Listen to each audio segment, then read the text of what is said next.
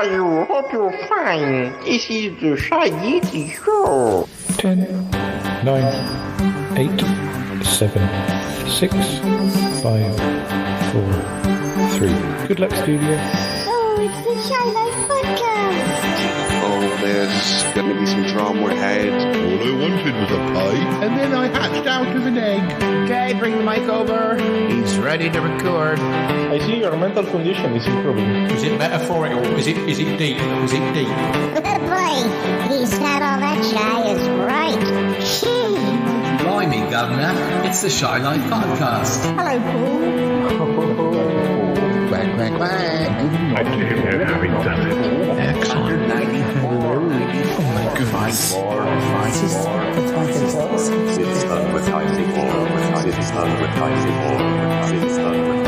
Bonjour et bienvenue au podcast for Shy Life.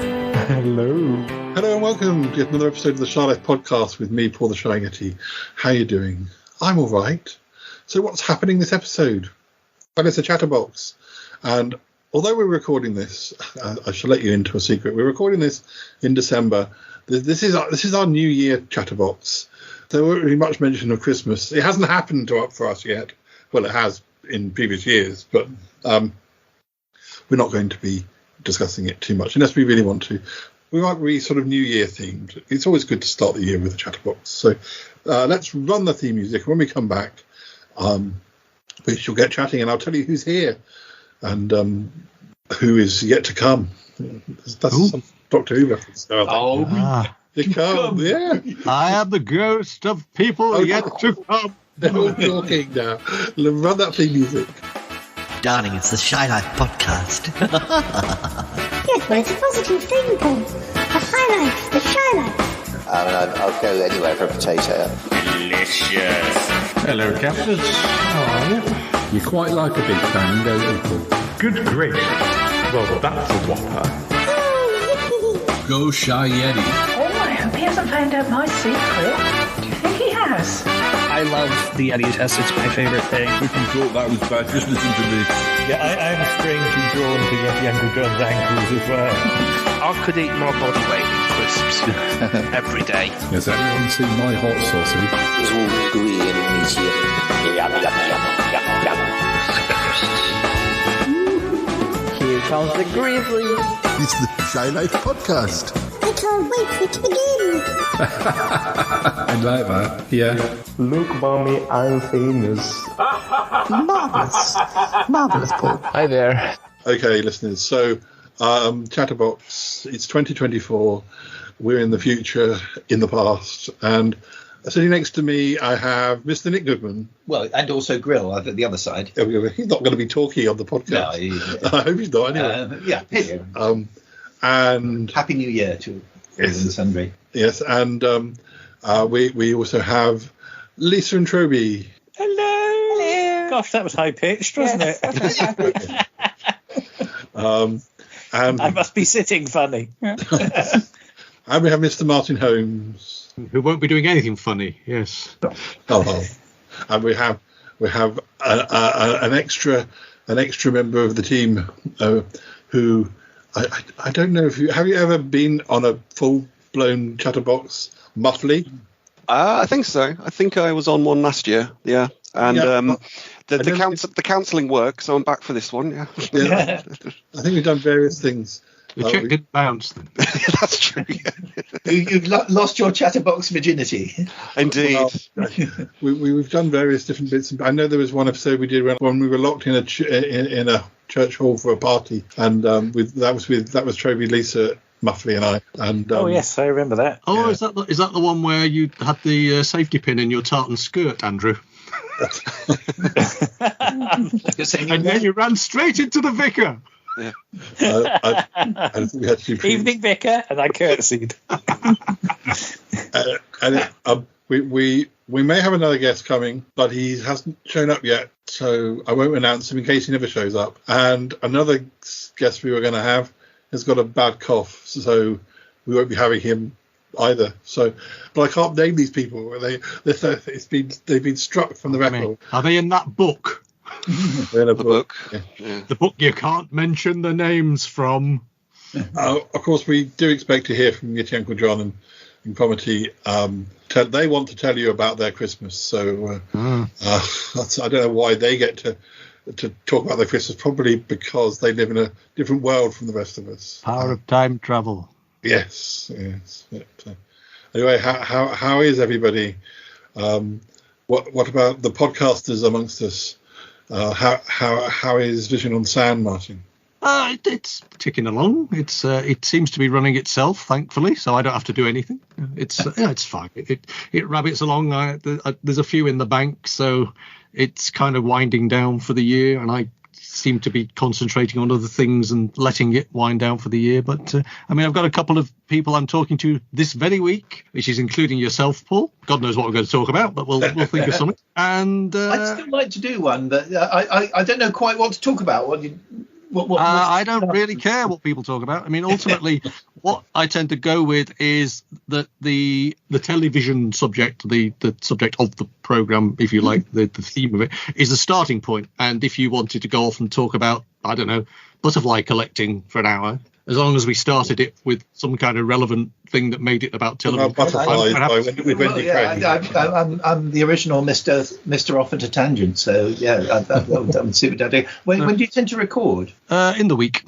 In the week, yeah. It works better for me in the week, and yeah. I'm around on Thursdays. Thursdays is good.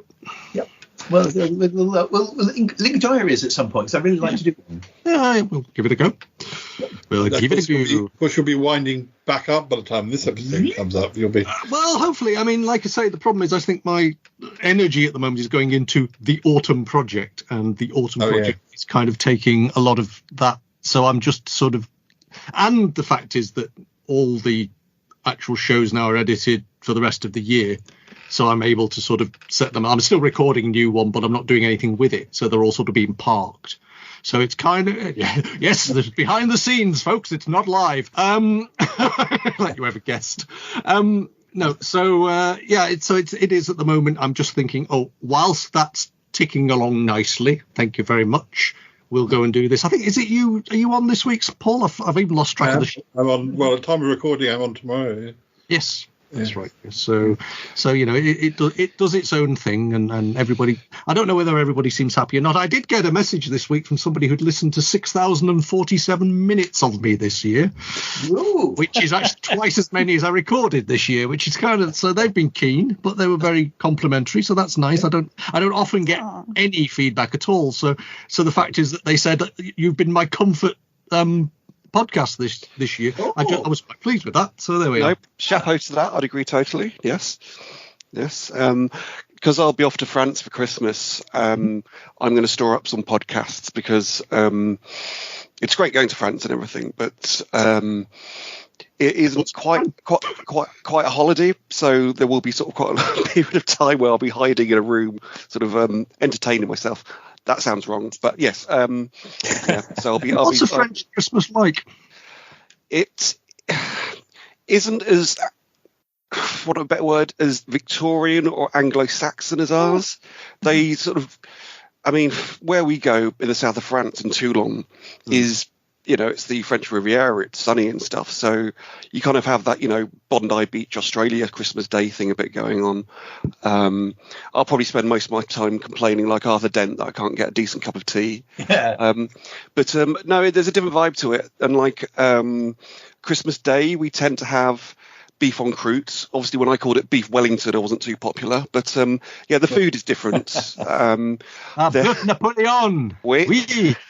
They're quite ridiculously keen still on foie gras. There's absolute mountains of the stuff in supermarkets.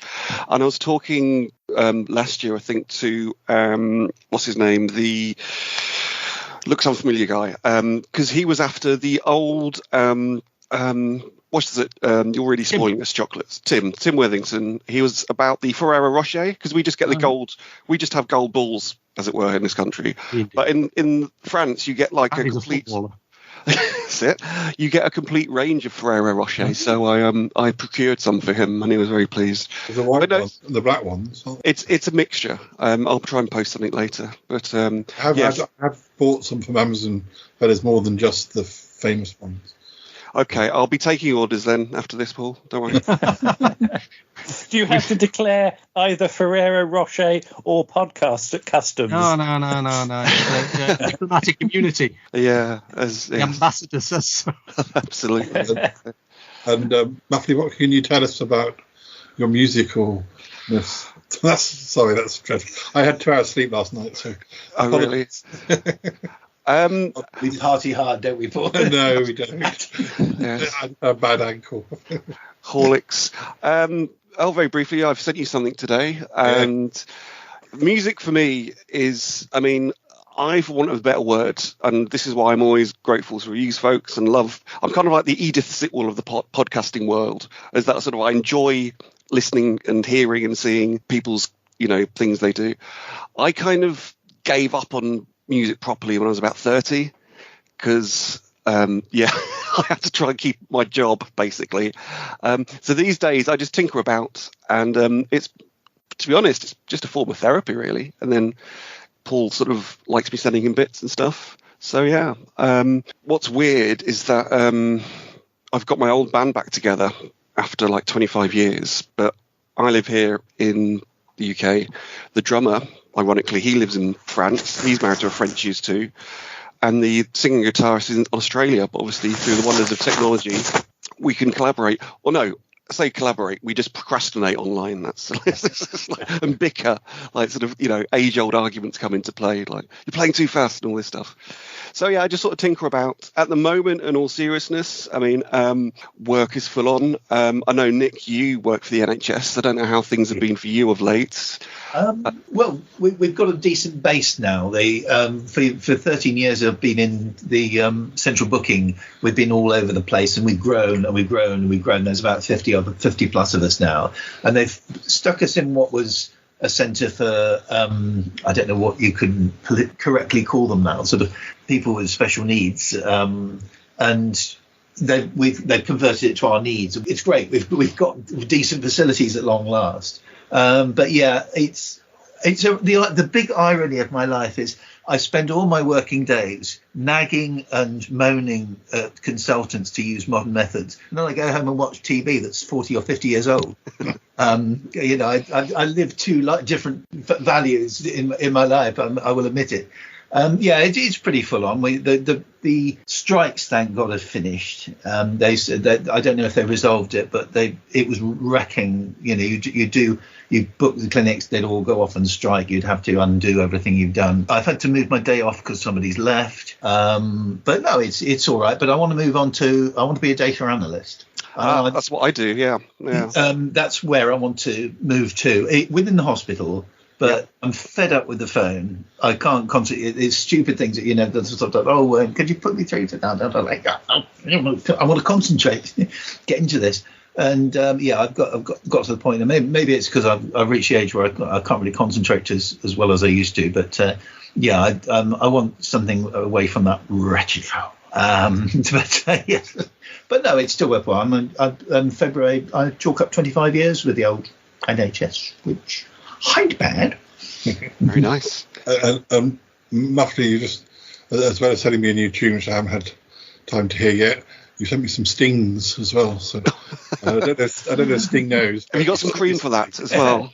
Yeah.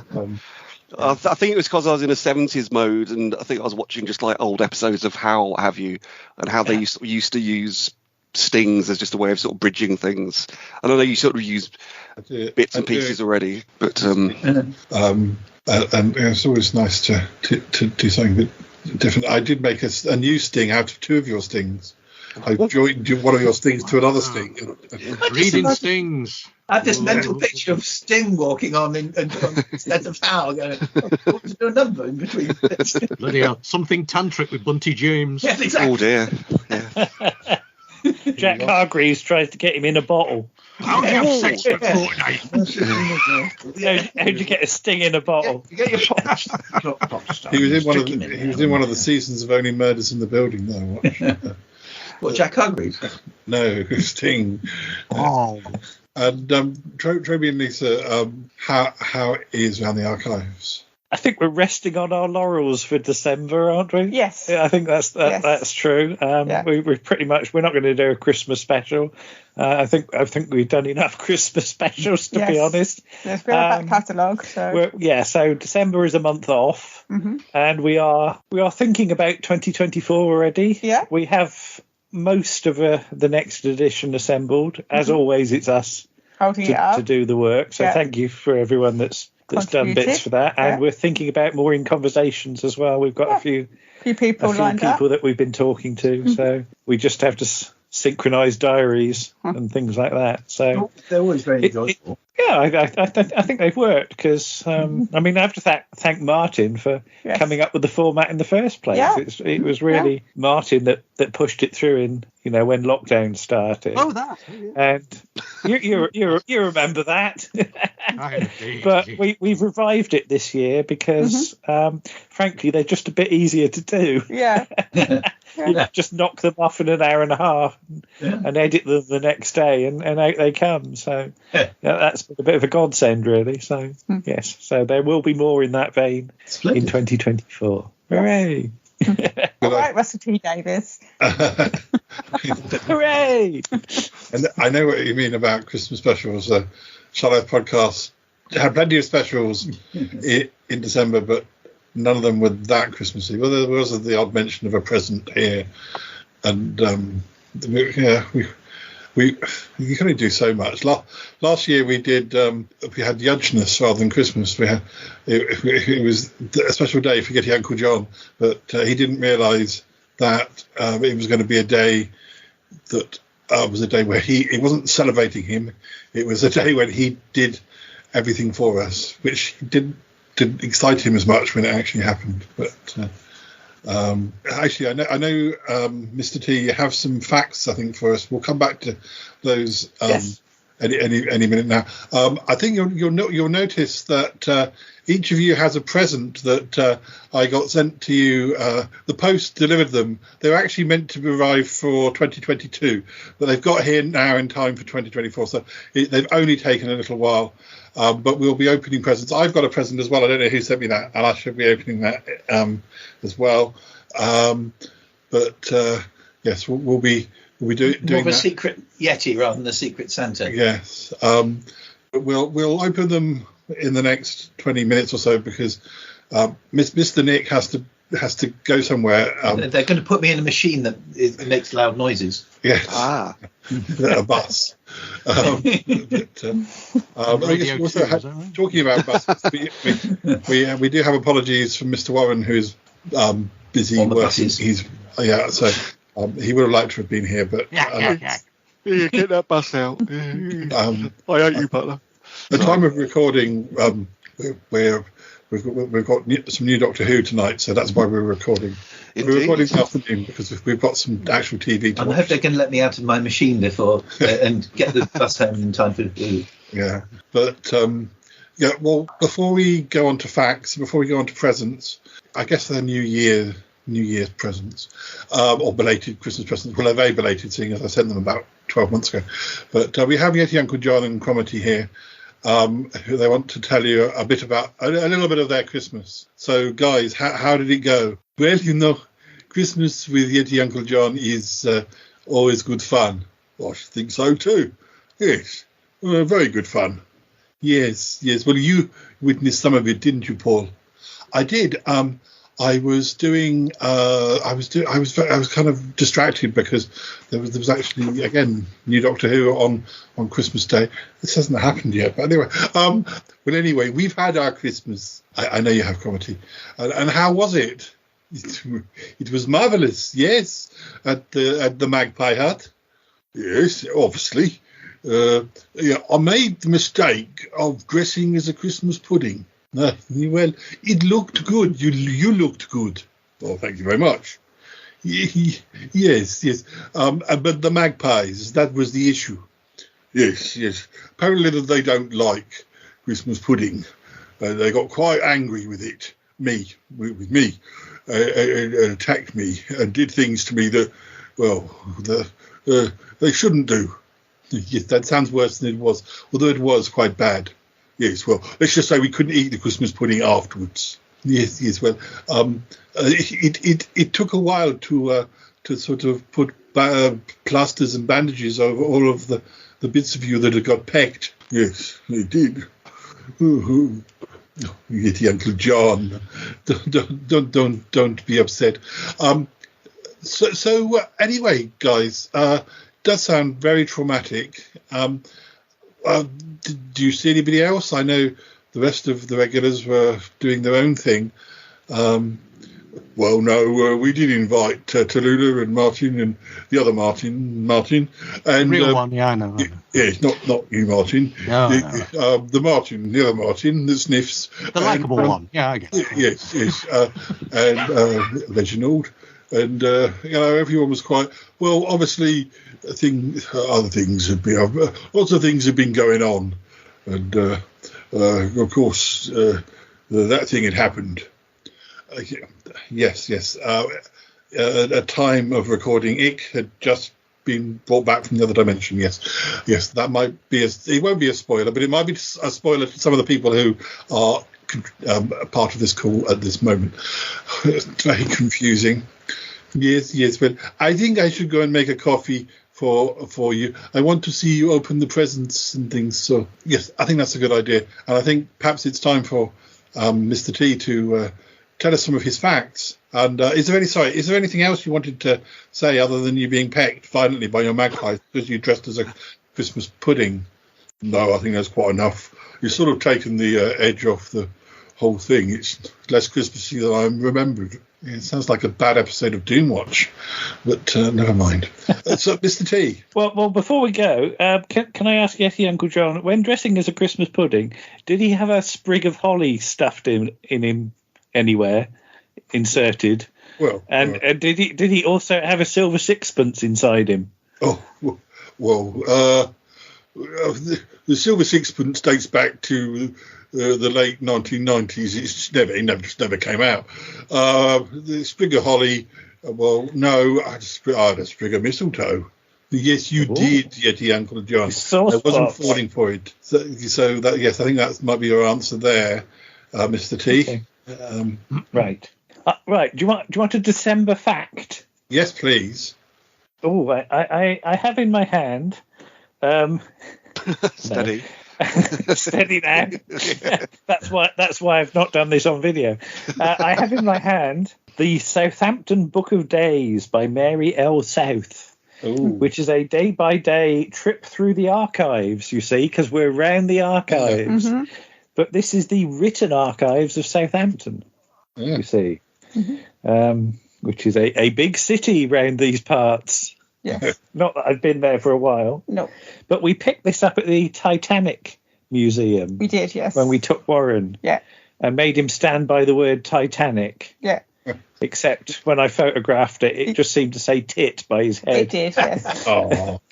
Very mature. Yes, very mature. He didn't cotton on until I showed him afterwards. But anyway, this is a day-by-day guide to the archives of Southampton. And on December the 7th, 1921, a farm worker called Sam resigned from his work. He'd been at his employer's farm for 9 years, but 1921 was 3 years after the First World War. And then there was an influenza pandemic, wasn't there, Lisa? Yes. You remember that? Well, I wasn't there, but yes. But there was a campaign to increase egg production.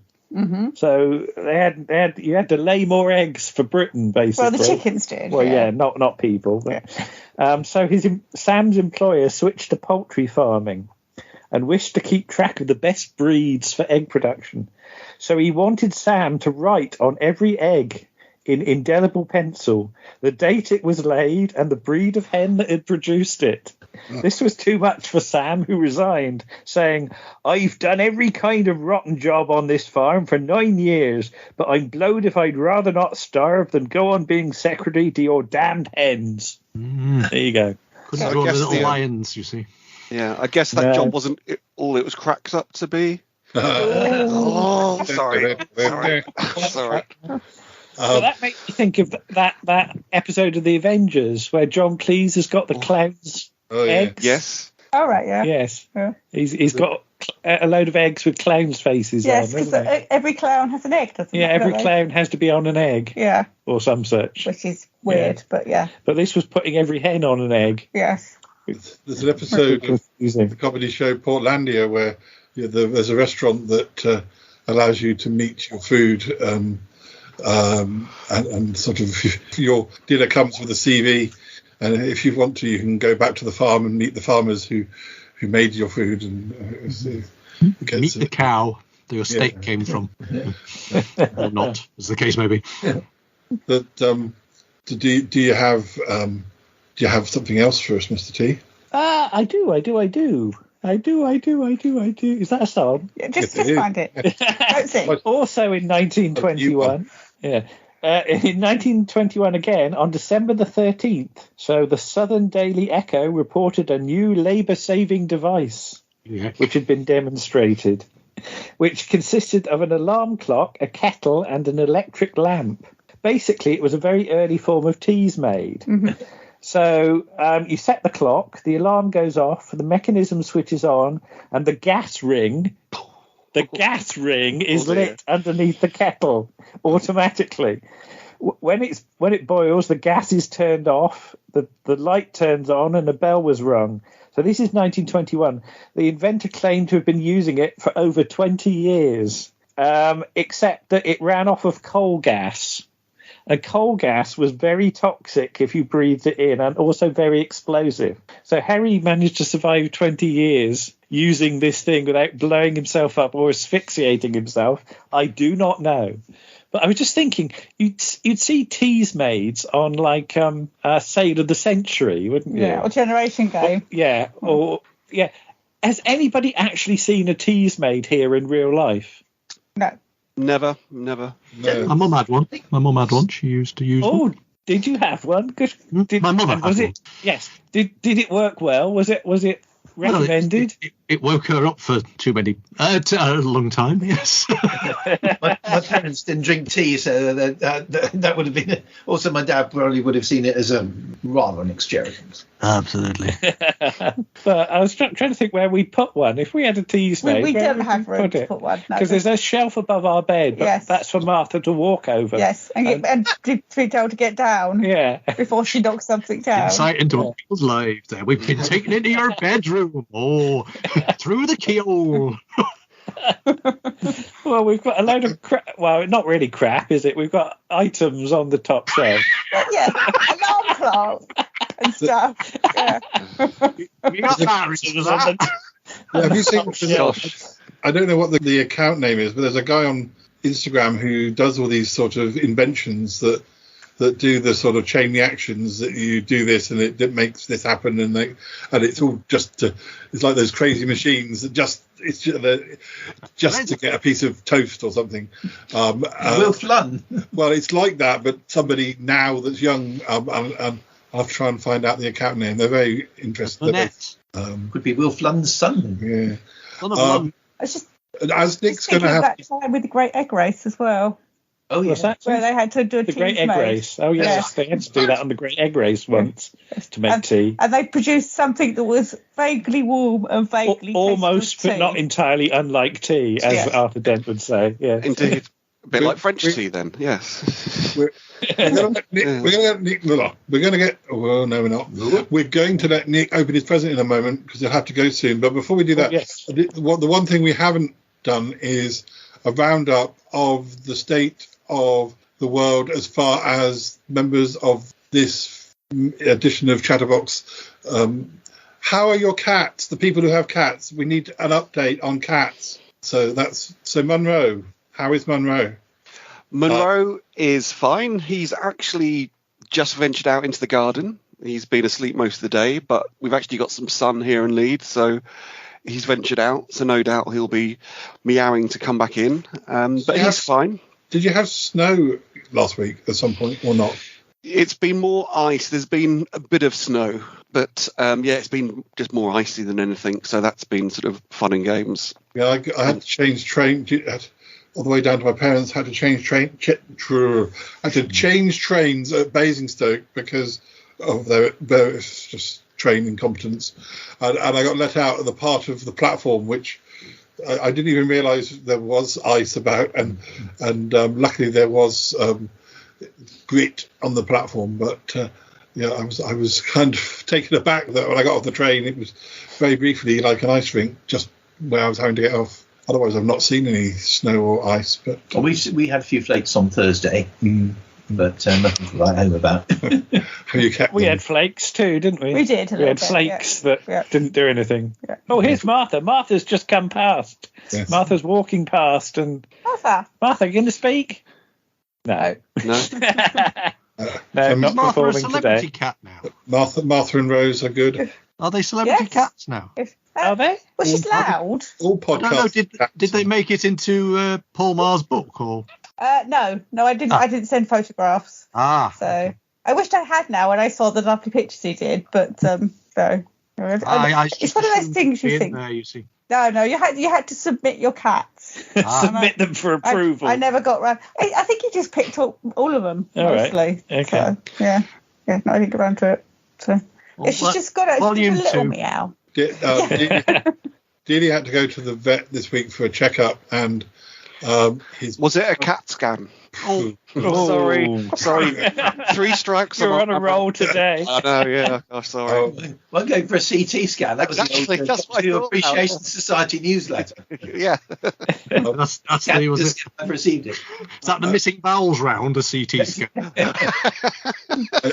Sometimes I think the vets are kind of, if they can suggest a really expensive lot of medication for them to go on, they're quite happy about it. But the vet was so pleased with Dealey, there was no more money that they wanted out of me. So, he came home smelling like, I think he's popular down at the vets because I send one of my people to take Dealey to the, because obviously I'm a famous podcaster, so I can't possibly go to a vet.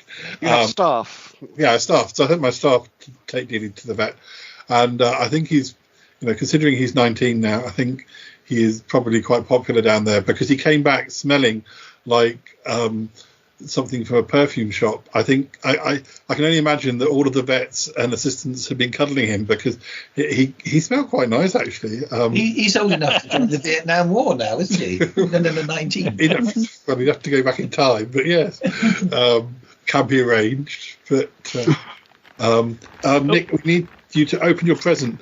Don't worry, I'll dub on opening sound effects. I was going to say that, yeah. If you could, yes. Yes. He's miming it, though, listeners. He's miming opening a present. I do that when I'm talking on the phone. So do I. When I'm talking on the phone on podcast. If I'm doing directions, I'll at work, I'll kind of point them out, even though I'm only on audio. Yeah, I often do. So you're opening a present. What is your present? Oh, how lovely! It's a very old film canister. A very old film canister with no cover, so no actual words on the front. So it could be anything. How do we? Could it be a missing episode? I don't know. Could it be? Please. Morecambe and Why? I mean, I should know. I think I sent it, but I don't know. Is it Basil Brush? We've already had 2. That'll make a hat trick of Basil Brushes. Why don't you put it into that imaginary film thing? Hang on a minute. Oh yes, but be very careful. Oh yes, you have. Does it smell of vinegar? They've not got fungus on, so it's obviously been well looked after. So Phil, you've got a convenient. Yes, I've got a convenient film thing. Yes, because we can't do. Put it onto the thingy, and then right, he's doing it. No, I can't see any countdowns on BBC. No. Switch it off. Oh dear. Oh dear. Not. It's someone's home movie. I think they're looks like they're elderly uncles mooning to the camera. Oh dear. It's an old cine film. Someone's old cine film. Oh gosh. So if anyone's lost a cine film with their uncle mooning, send it to Talking Pictures. They'll show anything. Actually, you send it to the BBC and tell them Phil Morris has discovered it. I must admit, when I bought it as a like a lucky dip empty film, well, not empty film canister, but film canister. So I thought, well, it was probably worth trying. And you never know. You never know, be do you? lurking in the. But no, that can go straight back to the. Yes, sorry about that. BBC. Well, never mind. You've got the Actually, Talking Pictures shows little sort of snippets. Probably not that, but. You've got the gift of my company instead. So. Yes. Well, it was the thought that yes, counts. It was. Yeah. Flat in a vinegar now, isn't it? That's the thing. One of Ali's brownies said when I was Father Christmas rather unsuccessfully about 14 years ago, at least you tried. I turned down 15 quid to be Santa this year, and somebody else was an elf, and they were trying to persuade me to play Santa. Never again. You're in a very slim Santa. Maybe they want well, 14 years ago, and I think not. Not for any reason, but we'll wait until you have to go before we ask the others to open their presents. Okay. We'll. Of course, go again. Is there anything that anyone wants to say to Nick before he gets dragged out of the room and I'm left? Oh, thank God he's gone. Oh, no. It's more of a random note, and seeing as I've got my camera on, but I've got a naked Britt Eklund keeping me company. If I just twist this around. Yes. This is an original Wicker Man. Wicker Man over there, actually, on DVD. I haven't bought the Blu-ray yet. Yes, indeed. It's an original bum double. Indeed, she did. She had a bum double for that. I've had to be careful on some sort of work calls that I don't show a naked Britt Eklund. But no, I know that Cubby Broccoli saw Wicker Man, and then was disappointed when when the things weren't quite as they seemed. I still remember that Wicker Man birthday party I went to. Yeah, it wasn't as much fun as I thought it was. I thought they were going. Burnt itself out, I thought they were going to screen the film. I didn't realise they wanted me to go inside it. But, yeah. Well, that's the thing with this poster. It basically gives the end of the film away, if you know what I mean. They always do. Yeah.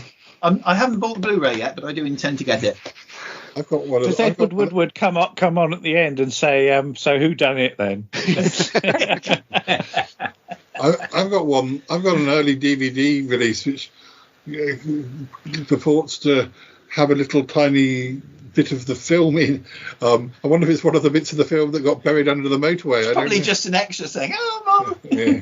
It's the man with his bottom, the man's uncle. That's probably it. That's probably the bit of the Wicker Man that we're missing. It's quite fundamental for Wicker Man to fall off, isn't it? Really?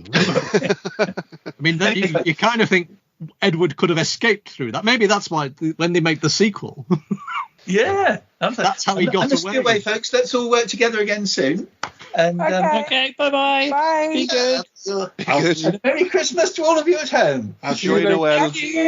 Bye-bye. Bye.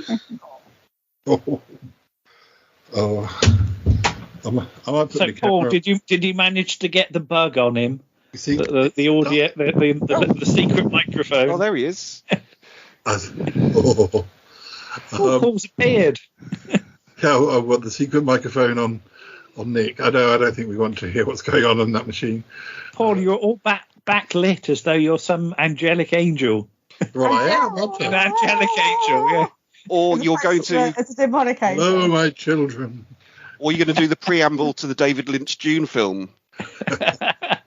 So, Muffley, did you... Oh. Me again. I just need to get the jumper. Oh, hi. Yes. Bye. It's about jumpers. I was going to say, what a time to do a repeat. Muffley, did you receive the present that was sent to you? And if you don't have unwrapping sound effects, that's fine. I'll dub them on. Yes, I did. Just bear with me.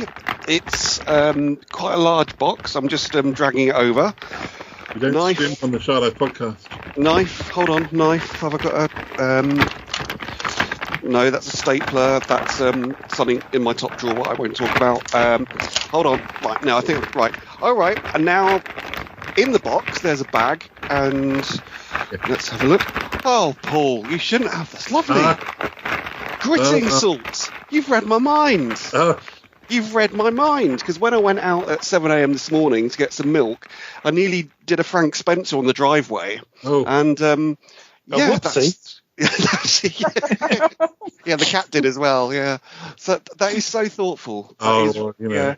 And if I've got some salt left over, obviously I can make some margaritas as well. So thank you very much indeed. I didn't even know I was going to be. Didn't even know I was going to be get slipping attacked around. by giant slugs, you've got a defence as well, haven't you? Indeed, yes. Have you watched Dilemma? I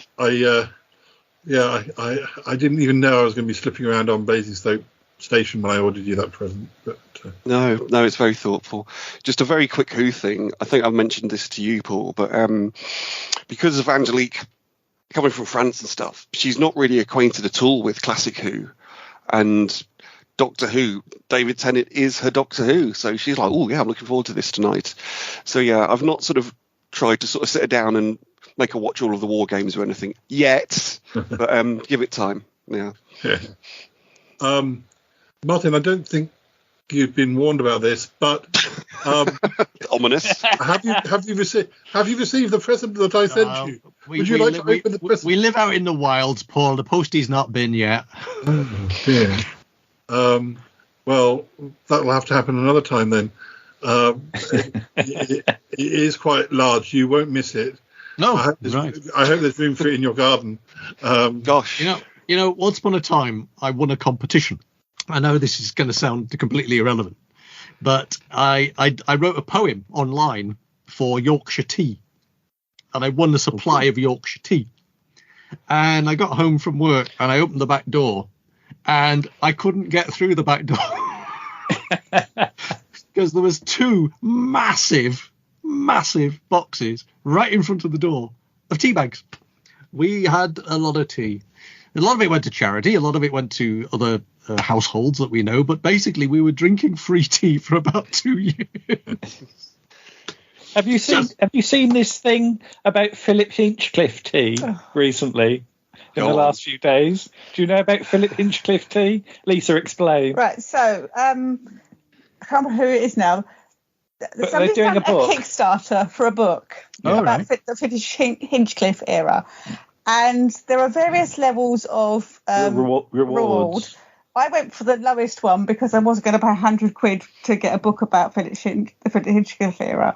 But if you go for that era, which is it's all different production titles, so that's a production unit manager, I think, and you can get Philip Hinchcliffe tea. They're actually going to do a blend of tea.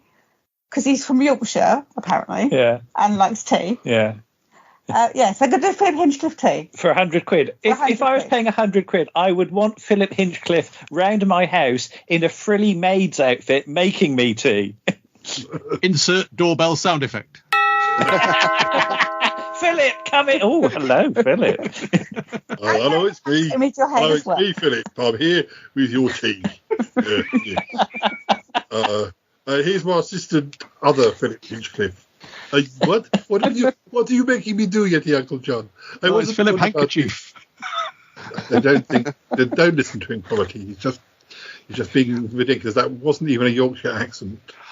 Just very briefly, Martin, on the subject of books, is there like a pre-order for yours? Or it's not finished yet. I know, but I know I might be very much jumping the gun, but is a pre-order a crowdfund or anything like that? I haven't even thought about that stuff. I don't know how any of that works, so I'm just sitting doing pages. That's all I'm doing at the moment. It's eventually I'll work out what I'm going to do with it at the end of it. But fair enough. But obviously, yes, I'll be there to purchase one. I have the horrible feeling it's going to be horribly expensive, unless I can find, if somebody happens to, know a publisher.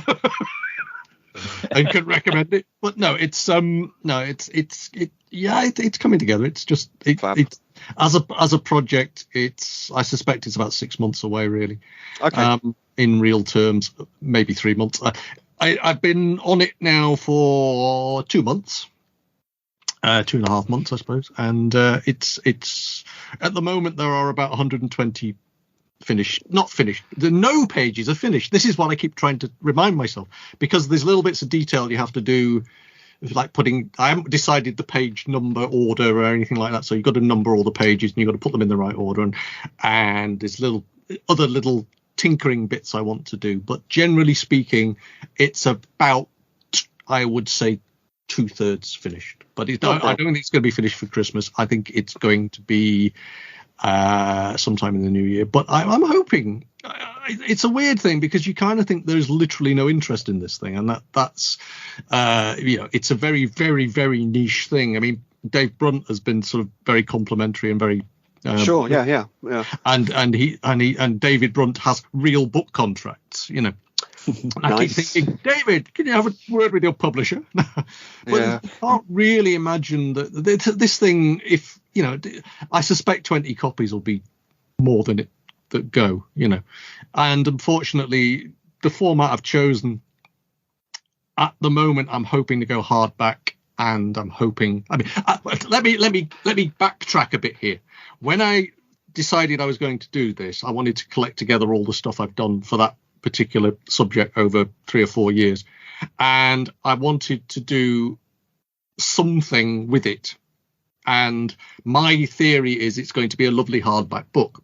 And I wanted to print a load and give them to people as presents. Then I realized what that was going to cost me. So as it stands at the moment, what's probably going to happen with this particular thing is I'm probably going to format it for a hardback book. And then I'm going to look at the price and go, nobody in their right mind is going to pay that, because when you look at any of the hardback books with any particular number of page counts that you see online now, they are frighteningly expensive. Although, you see, what I think is frighteningly expensive nowadays, people think is normal for a book, which is kind of weird. I mean, the fanzine book was 40 quid. Now, that's a real book, so that's a different thing. But it's, you kind of think 40 quid for a book, that's a lot for a book. However, what I'm thinking of doing at the moment is also possibly making it available as a PDF. And so it might not be a physical object, but I might just make it. What I'm planning on doing as things stand right now is I'm going to send the PDF to some people, and hopefully that'll get the word of mouth out. There'll be a short list of, and if they turn around and say that's a load of rubbish, then at least I'll know. But at the moment, it's a very like with a lot of these projects, they sort of exist. You end up in a bubble. It's like you're writing a song, you're doing a podcast. You don't know until you release it into the world that people are gonna go, what the bloody hell was that? Yeah. So at some point I need to do a bit of market research. You could argue that market research before you start would be a good idea, but I've wanted to do this with this stuff for a while, and I thought, well, I got to September this year and I thought, well, I've got to do something, so I decided to do that, and that's what I've been doing with my time for the last couple of months. When I used to write my Mouse of Commons books, I used to take photos. Well, I used to go out for long walks, a bit like you do, Martin. I used to take photos of my walks. Oh yeah. I'd sort of I got to a stage where I'd sort of guide the story into those locations, and I would break the book, even though it was a novel, but it was a sort of kidult novel. But mainly it was adults who read them because I didn't know any kids to sell them to. But the photos went into the book black and white. But one of the copies that I have in my own archive is a copy that they accidentally printed in colour for me. Right. I didn't ask for and wouldn't have paid for, because the time I put the photos in and written the story, a lot of the Mouse of Commons books are 300 or 400 pages. Yeah. So I no way I would have asked for that. No. But it's nice that I've got one of those books in colour because they made a mistake. That's an expensive mistake to make for them. I think it in the end, the nice things to have. I mean, there are the Round the Archives books, as some of you know. Yes, I have a couple downstairs. Yes, and they came out very nicely. I was quite pleased with them in the end. But the thing is that the people who have them are probably the only people who know they exist. If you see what I mean, I'm not very good at that kind of promotion kind of thing.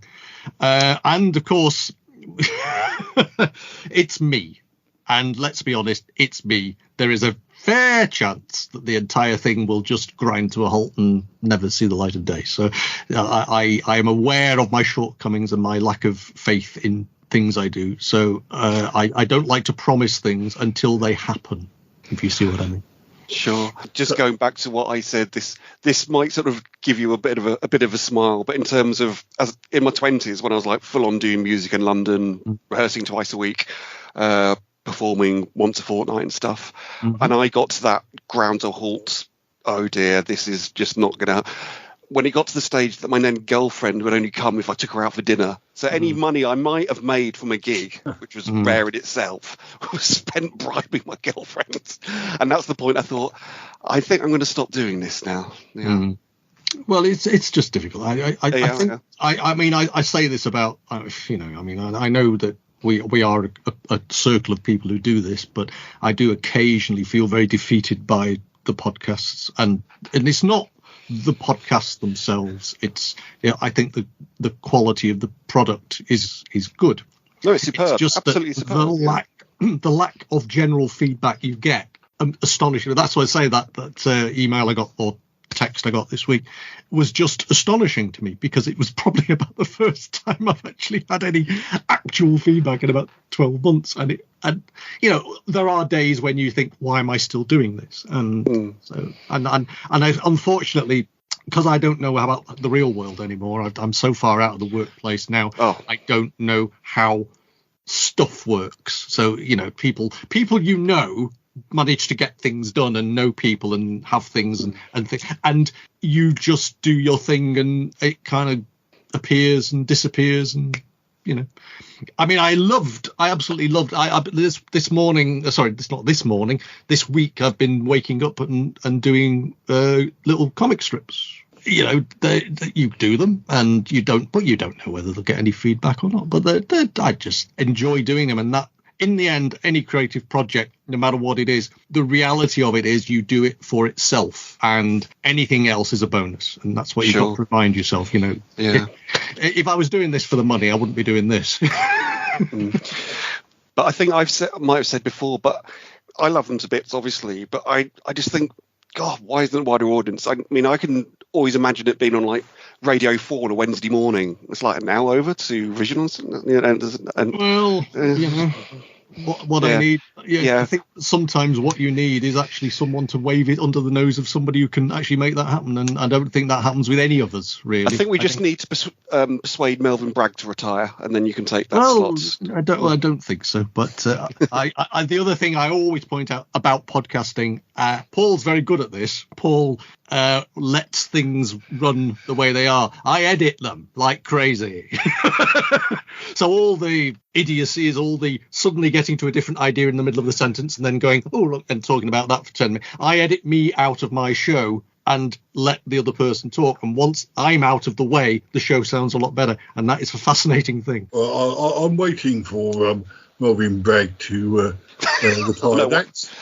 Obviously, I am looking forward to the future where I'm going to go on. I think Paul knows this, so he won't be offended. But I'm looking for a way of moving beyond the Charlotte podcast to doing my own franchise, really. And I'm kind of, it was Radio 4 or nothing, really. So that's why I'm waiting. That's why I've not rushed into doing it. And I think some of you probably remember that Cromitty and I did a little show. Cromitty was good enough to help. Thank you, Yeti Uncle John. Yes, you were very good, Cromitty, very good. But yes, ultimately, I feel that I need to be by myself. That's so good to hear. So good to hear. Yes, well, so I'm waiting. I'm waiting for that call. It's going to be happening any day now. I just know it. I think we're all waiting for Radio 4 to go on its inevitable slide to total unfashionability before we finally get what we like. Well, we are getting a little bit towards the end of the show, but we have 2 more presents to open, or 3 if you count mine. I may not open mine because I don't know what Nick's done with it, but I do have a present that, as I say, turned up, but Nick seems to have hidden it somewhere. Now he's gone, so I'll have to open it by myself, I'm afraid, and let everybody know. The listeners will hear, but we can find out what Toby and Lisa have as their presents. Who would like to open their presents first? Well, Lisa, you go first. Okay. All right. Okay. Oh, it's a voucher. A voucher. A voucher. A voucher. Not a Chris Voucher voucher. A Chris Voucher voucher. No, it's a voucher for my my time travel app to have a meal with a person of my choice. What, in his story? In his story. In his story? Yes. Don't know about geography. So yes, it's. What's the meal you're going to choose? Is it a Chris voucher or a Brian Croucher voucher? I want to make sure they said the right one. If you had dinner with Brian Croucher, you'd be on your best behaviour, wouldn't you? You would. The only time I've ever met Brian Croucher, he had the most polite queue I've ever seen at a Doctor Who signing. Hello, Mr. Croucher. Yes, please. Yes, thank you, Mr. Croucher. Thank you very much. Did he have an eye infection? Hey, Mr. Croucher. Sorry? Did he have an eye infection? No, he didn't have his eye patch on that day. Yeah. No. So who are you going to... I turned round and you all had eye patches. Who are you going to have dinner with in history? I don't You've know. got to decide that. Or perhaps we could... Yeah. Perhaps we could decide that in the future. Perhaps we could, yes. Yes. I'll probably narrow it down to either Richard III, I can ask him about the Princess in the Tower. All right. Or Henry VII. Okay. I could also ask about the Princess in the Tower. Right. I know what Richard III sounds like. I don't know what Henry VII sounds like. Okay, we'll have to work on that then, won't we? Okay. Yes. Okay. So it'll be one of those pointing that out. It'll be one of those two. We shall have to wait and see in a future episode. Oh, cliffhanger. Mm-hmm. Mr. T, before you let us know, we have a special guest. Hello, special guest. Hello. Let me not interrupt. Simply apologize. I overslept. It's okay. He needs his teas made to wake him up, you see. Yes. A gas-powered teas made. God. You'll find out about that when you listen to this back. Yes. Okay. And a wee Willy Winky. We didn't tell the listeners that you were. We didn't tell the listeners that you were definitely coming, so they didn't know you were late. But now they do. I'll tell you one thing, Nick. That's a really good impression of Toppy. Oh no, I can't wait. We did have Nick here, but he's had to go to the hospital.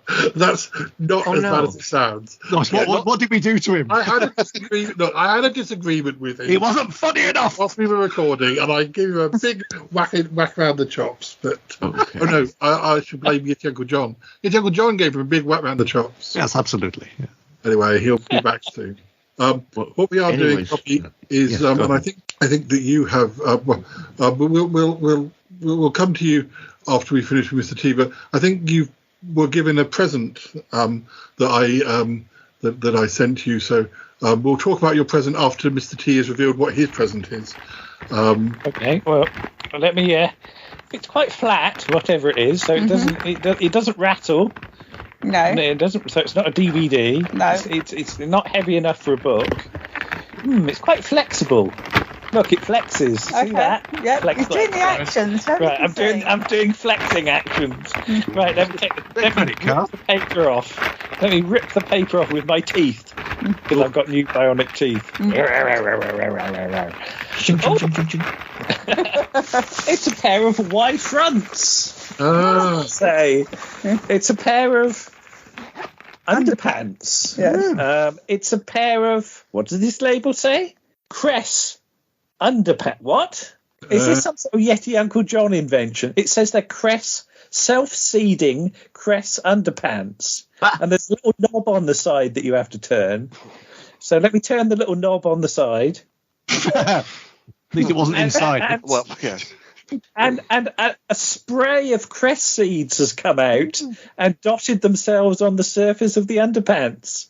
Wow. You basically wear them. The heat from your body makes the cress grow. So not only do they provide you with fashion, you get a nice nutritious sandwich filling as well. You are correct, Mr. T. It was one of my inventions. I just need to say something though, because I'm using you as a test model. That when you wear them for the first few days, you mustn't remove them or wash them. If you wash them, the seeds will just wash off and they won't come to proper fruit. So you need to wear the pants, and they need, so you might just wear them for a few days. I don't know how long it takes. When you grow cress on blotting paper, you have to make sure they're nice and moist. Yes, how do you keep your underpants moist for the cress to grow? I have to ask.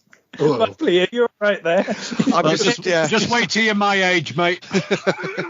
Just be the natural. You'll have the heating on because it's just that time of year.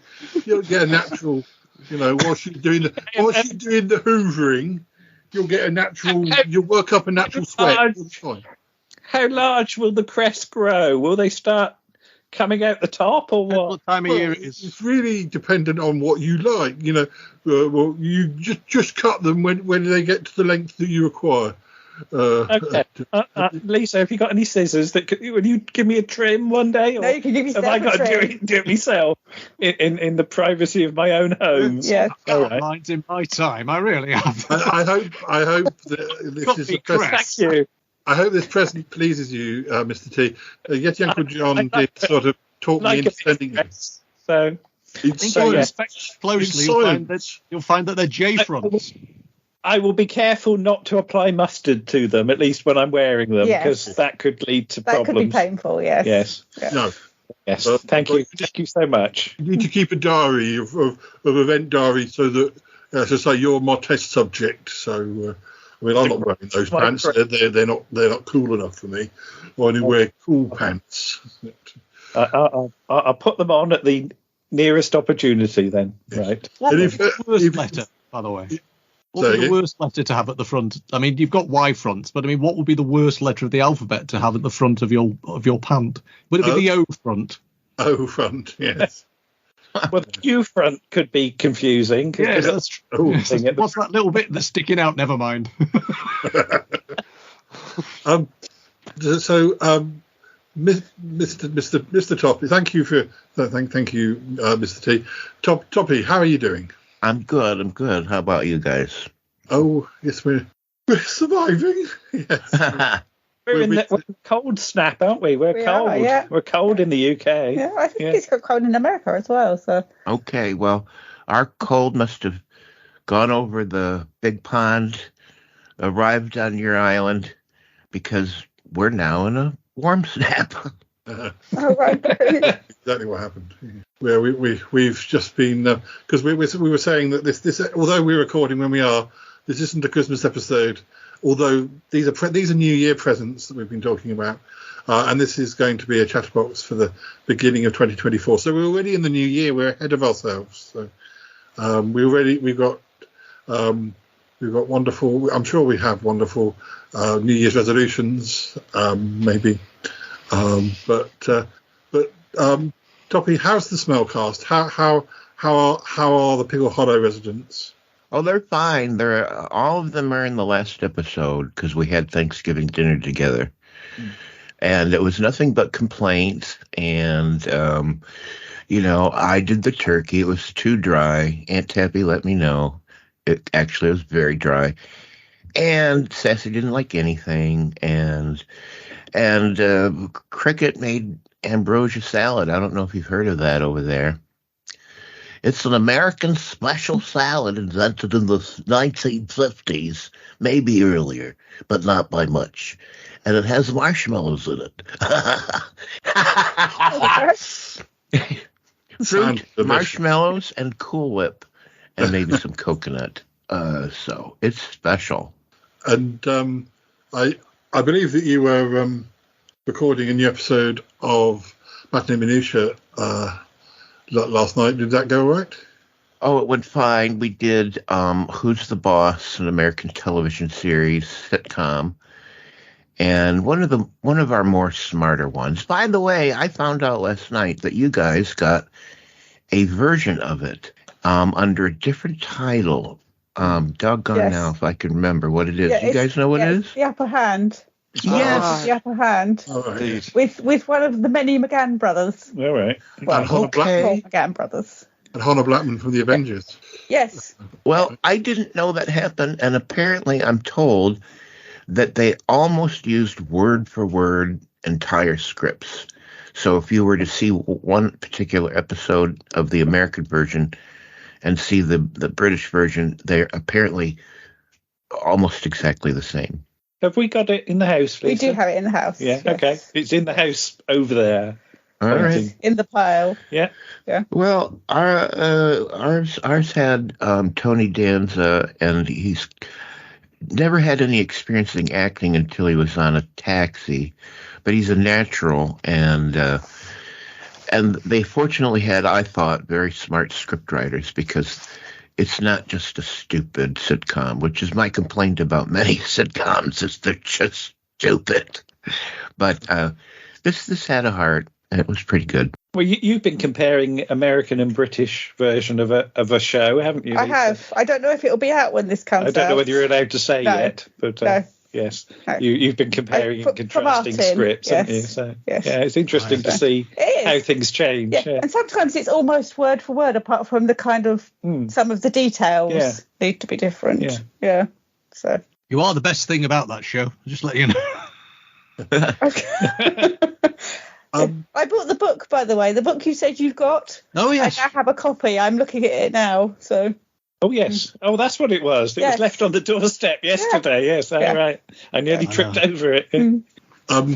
Toppy, do you have the present that I sent you? Yes, I do. I took the liberty of using a razor blade to open it because I could tell this was hermetically sealed by Yeti Uncle John with tape. Yes. And it's all over, but I haven't looked inside yet. Please do. Please. All right.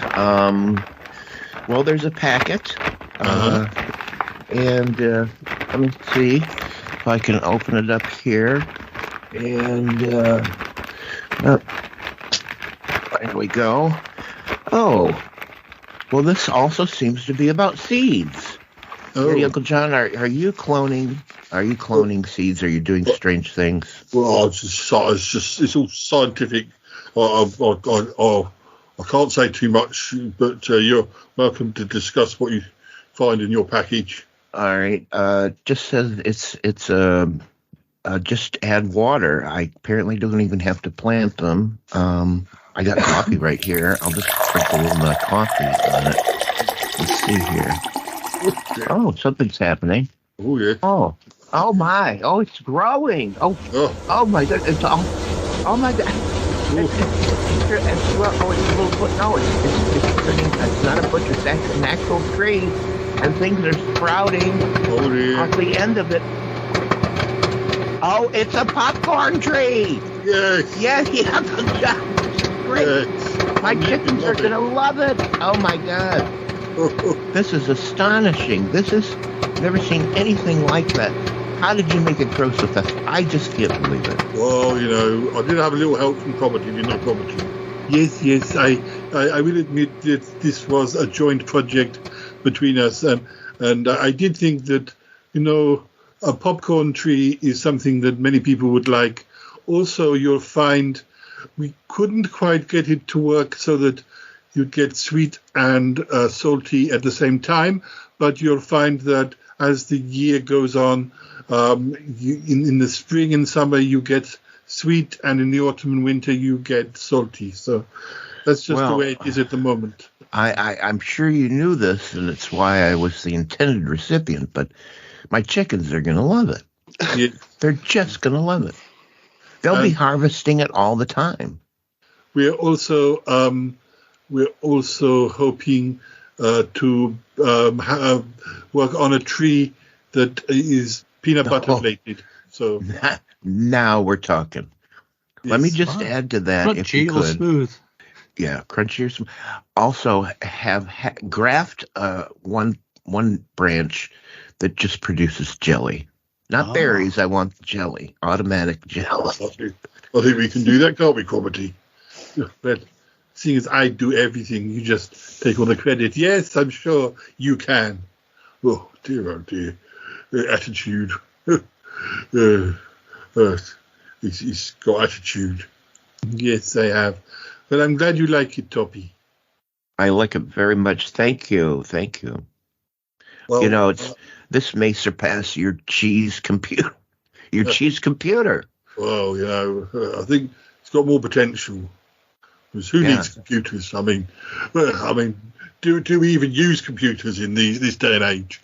I mean, who uses a computer? I mean, Yeti Uncle Johnny wouldn't be doing this without a computer. Yes, you idiot. Well, it's not very nice. I'm just saying, computers aren't necessary. Well, maybe I was wrong. Yes, you were wrong. Listeners, I think we've coming to the end of the show now. So, but before we go, there will be extra material coming up. I'm not quite sure what yet, but there'll be something. But before we go, I don't know. Have you still got your book with you, Mr. T? Do you have one last bit of information? Let me have a look. Don't scrabble for pages. Sorry, scrabbling for pages. Shall I do the Jane Austen one? Yeah, go on then. I do Jane Austen. Jane Austen, December the 9th, 1808. On this day, Jane Austen recorded she had attended a ball at the Dolphin in Southampton, where she had danced 15 years beforehand. But the ball was tolerably full, and there were perhaps 30 couple of dancers. The melancholy part was to see so many dozen young women standing by without partners, and each of them with two ugly naked shoulders. Jane Austen doesn't like naked shoulders. A bit harsh. She danced with a foreign gentleman who had fine black eyes. So you said, Lisa, you assume that they were very dark brown. Yes. Well, nobody's got black eyes. Yeah, it's either that or he was in a fight a bit earlier and got a bit smacked around. I'm not sure she'd approve of that. Yeah. If she doesn't approve of ugly naked shoulders. Yeah. But yeah, the Austins lived in a house in Southampton between 1807 and 1809. And she seemed to have enjoyed her time there. So there you go. That's Jane Austen in Southampton. Going to be going to balls being all judgmenty. I didn't even know she played football. Yeah, well, listeners, that is all we've got time for, except for all the extra material, but that's later. I'd just like to say thank you to my guests. Firstly, to Nick, who's gone, and not forever. I mean, I know they were taking him to the hospital, but I mean, that seems he's gone. He's gone. He's gone. Gone. Thank you to. He's not going to go down a flight of stairs on a trolley going. Is he feeling better? Should be. Shall find out later. Thanks also to Cromarty and Yeti Uncle John. Oh, thank you very much. We are very pleased to be here. Yes, we were. I'm glad everyone liked my presents. Yes. Very nice. I'm looking forward to the harvest time. Yeah. Yes. And thank you to Muffley on Tour. Merci. Yeah. And thank you to Martin Holmes. Always a pleasure. Thank you to Lisa and Troby. Thank you much. Thank you much. Thank you. And thank you to Mr. Toppy Smelly. Thank you. And and thank you to me. Wasn't that good? If it's self-serving, but yes, I can do that. I should have. No, you should let us say that. Oh, yes, all right. Go on then. Wasn't he good? Oh, yes, he was very good. Yeah, thank you. That's very kind. Anyway, listeners, join us again soon for more. And there'll be more Chatterboxes during 2024. So, yes, don't just listen to those ones, though. Listen to all of them, or lots of them, anyway. And make sure you listen to the Smellcast and Round the Archives and Vision on Sound and Battling Minutia and there's so many hours in the day. All them shows, yes. Yes. Okay, we need a bigger day. We need a longer day to fit them all in. Right, bye for now. Say goodbye, everyone. Bye. Bye. Bye.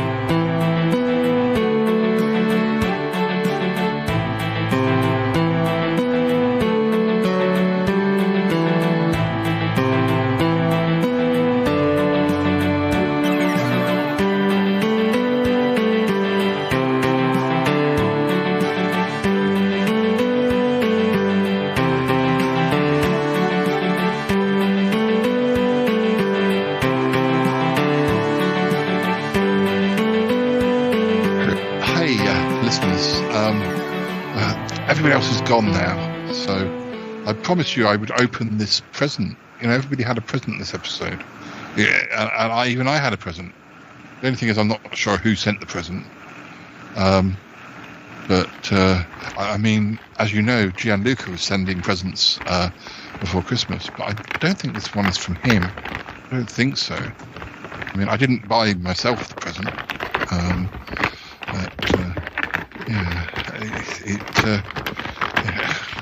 Anyway, let me open it. Let me start opening it up.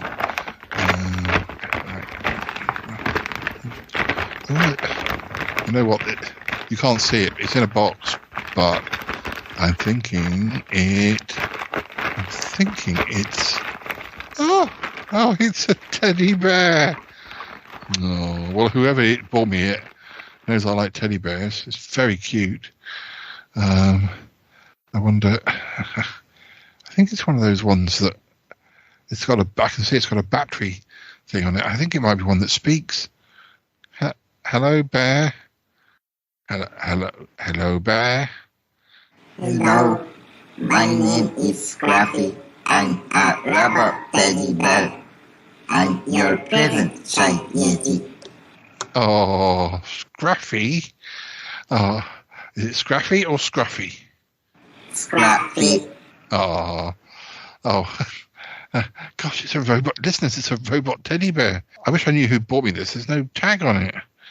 Oh, let me describe it. It's got it's not like sort of brown fur, and I mean it's a sort of typical, really cute teddy bear.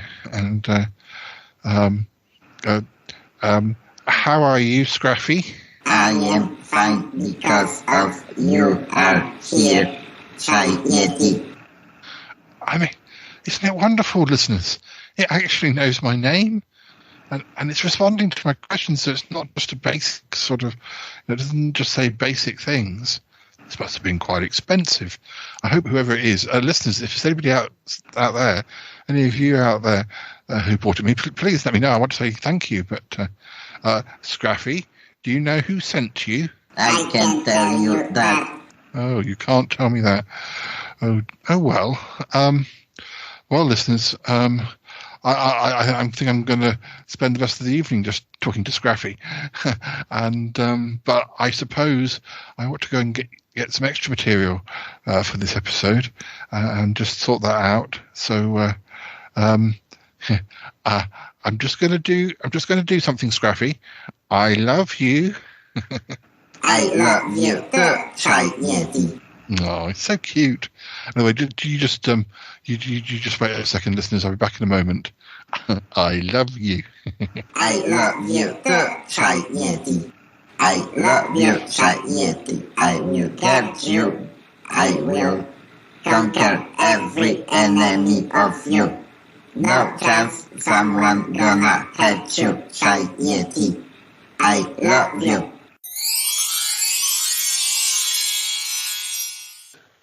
Are we done? Are we clear? We could, yes, I think we're all done. Well, Mr. Toppy, I might rude about the Queen now. That's it. Yeah. But Mr. Toppy, I might keep you back after class to have a quick conversation. Why were you late? Well, there's no need for me to tell him off in front of everybody else. It's fine. Right. I've got a lot to answer for. It's going to be chastised at your leisure. Yeah. Has he got a cane, Mr. Orne? Has he got a cane? We'll do another one around Easter, so we'll do that in about February, probably. Fair enough. Well, I'll get Uncle John to explain himself when there's. There's no explaining Yeti Uncle John. Surely he's a unique creation of the universe, isn't he? Especially his ankles. Yeah. He's a force of nature. That's what I say, isn't it? A force of nature. But, he's force of habit. He's got some habits. Don't forget, if anybody who wants to send numbers between 700 and 750, you have 14 episodes to do so. But right. I'll speak to the French contingent. Yeah. Well, actually, it's good. I'm trying to make it as international as possible next time, because I've already got the Italian contingency recording, but what I've asked and also I'm hoping to get numbers from Poland as well. But what I have said is, partly so I know which numbers to use, can I have it in Polish and English, or can I have it in Italian and English? I imagine rather like the French, the Italian. Just counting numbers sounds far more exotic than it actually is. It's like because they use Roman numerals, right? Well, it just sounds like Italian numbers sound like you're reading something from some sort of textbook. It sounds very, very much more important than actually it is. 703 sounds amazing. Well, just so you know, I took 5 years of French, but all I remember is 1 through 9, so I'll be very limited. Even now, I'm completely flummoxed as to why 80 is Catravan. Why is it 420? It's already just call it 80. So, yeah. that was the time they made it up, wasn't it? Yeah. It was 20 past 4. Well, it's based on bullseye and darts, isn't it? Because you've got treble 20 and 60. So that's it.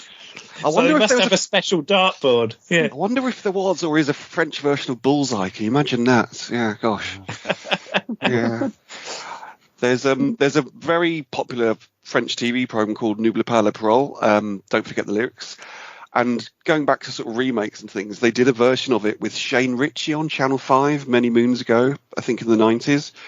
And it was called Don't Forget the Lyrics. But the French one's really nice. They've got a live band. It's like fun, family orientated. English version, just like a boozy karaoke. And it's just like, oh dear. So yeah, there you go. Sort of things don't travel well all the time. Yeah. No wonder they're glabber out of Europe. Yeah. Well, by the sound of it, Paul's doing his level best to reverse Brexit on the Shy Life podcast alone. So, yeah, that's true. Yeah. That's true. He's always so political. Oh, international. Not good. It's not good enough just to have a ghost. I need an Italian ghost. Not good enough just to have a magician. I need a Polish magician. Yeah, I have to go and get the washing in because it's probably get the washing in. Yeah, it's in the tumble dryer. It's in the tumble dryer, tumbling in the shed. It's finished. Tumbling about. Probably finished. Oh, it'll be all cold again now. Well, can I help you off with your headphones? So I'll see you all soon. Yeah. Okay. Bye. Take care. Bye. I'm still here. Don't worry. I'll turn your thing off, should I? Okay. Yes. Otherwise, you'll hear me twice. Don't forget to put your coat on, Lisa. It's cold outside. I'll put my coat on. You won't feel the benefit. That's it. Yeah. You keep your washer and dryer outside. Well, we've got room in the kitchen for a fridge, a freezer, and a washing machine. But the tumble dryer has to live in the shed because there's no room to. Because the others don't like it. Had a shed built for the tumble dryer. Yeah, basically the shed was built for the tumble dryer because the old shed fell apart this year and we had to get a man in. That sounds a bit like Halloween. There wasn't the film Halloween? Didn't they have a washer dryer or something in an outhouse and that I think that ended badly. Yes, it did not end well. Well, I feel sorry for that tumble dryer. I hope you go out there with a cup of tea and sit with it every once in a while. It's got some lamps in there to keep it company, so it's not totally on its own, but because it's got a standard lamp and a little bedside lamp as well. Because after like 6 o'clock at the moment, it's pitch black out there, so you need to be able to see, otherwise you could fall in the tumble dryer. And be swallowed up. Tumble dryers appreciate a good night light. You guys weren't affected by the riders and who struck? Who struck? Is that the right one? It was a when writers' you strike. I think it was the writers. Yeah. Anyways, we got everything delayed over here. We're exempt from that. So, well, I'm assuming that your creative people are going to have to somehow reason through what we had to reason through, and it was mostly about AI and also better compensation from streaming. But you guys, your actors and people are going to have to contend with that too. Do they ever strike over there? don't think I don't think they have this. Like I don't remember that happening, but but somehow, and I imagine it'll be done more peacefully over there and more reasonably. But people are going to have to deal with this AI thing. Yeah, actors have to decide whether they want to prevent AI from mimicking them and being in a movie without ever really being in a movie. So, that's why I get so cross when I hear Paul doing bad impressions of me and Cromitty, because he does his impressions and he doesn't sound anything like us. What I say is privacy reasons and stuff, and yes, absolutely. I don't think there's the AI that's been built that could deal with the processing needed to do Yeti Uncle John, do you? He's too complex a character. I think you're right. I just have visions of like a War Games like sort of room with, was it the Whopper bleaking away and sort of melting down, trying to do it. It's nice to be so unique that you defeat modern technology. Yes. Anyway, on that downer, we need something to bring us up, Tommy. Come on. Gags, laughs, Put a funny hat on or something. Actually, Paul, can I ask? Yeah. There's a face by your shoulder. It appears to be some sort of dead dog or something. What is it? It's the monkey. It's the one that always falls on me in the night. Oh, yeah. There we go. Oh, Mickey Darling. The Mickey Darling, yeah. It's a monkey with the hat on. Yeah, it's funny. I didn't see the dog laying down. I saw the profile of the monkey. Yeah. So I was surprised about the dog. It's just lovely. Quick nurse the screens. It looks surprised. His head is bigger than my head. Wow. Dealey, you look so strange. Sausages. Yeah. Got like here. Do they have names or not? Do they have names? Good to see you. My goodness, I feel like I'm seeing an episode of Sutton Park. Pretty much. Can you do a spoon jar spoon as well? So going off at a tangent.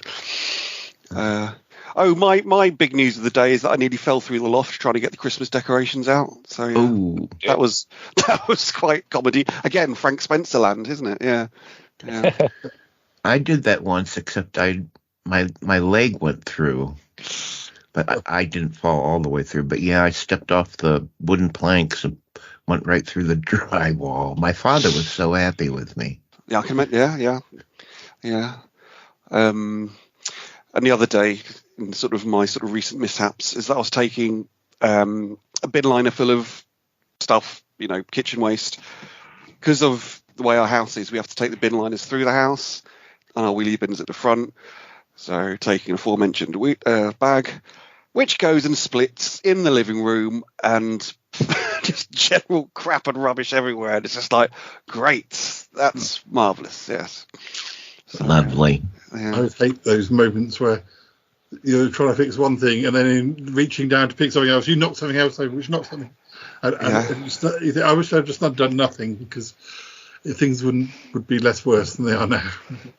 I also seem adept at getting coat pockets caught on door handles. Oh my god!